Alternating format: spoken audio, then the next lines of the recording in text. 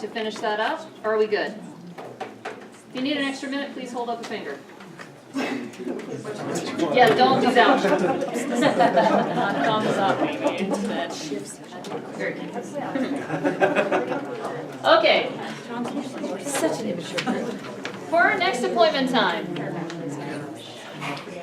Good chat. For our next appointment time, what you might notice is if you look at 3 o'clock here, 3 o'clock is called looking for data in all the right places. Now you are going to read this with your partner, alongside your partner. You may choose to read it aloud and go through and stop periodically, maybe stop after each little chunk or each little paragraph or couple of sentences, if you want to. You may choose to read it silently and then wait for each other to be done with the markup before you start your discussion. Either way is fine.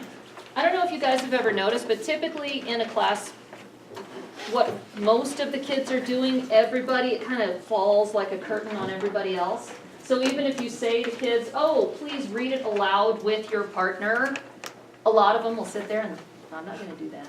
And they'll just start reading silently and doing it together. But whatever, ultimately, who cares, right? Because they are reading, unless you're doing something that's about fluency and that kind of stuff. Okay. It's nice if people read stuff aloud sometimes, but not everybody can process it that way. So you and your partner, you make that choice. Read aloud, read it silently, whatever.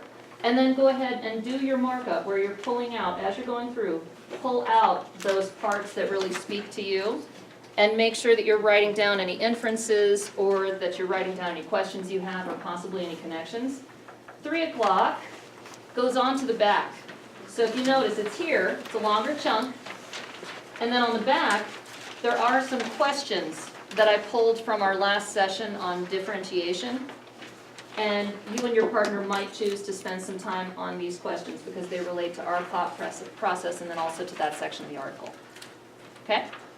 All right, and then again, at the end, I'll give you guys some time. I'll give you a minute or two to fill in the organizer. You don't have to do that while you're discussing with your partner.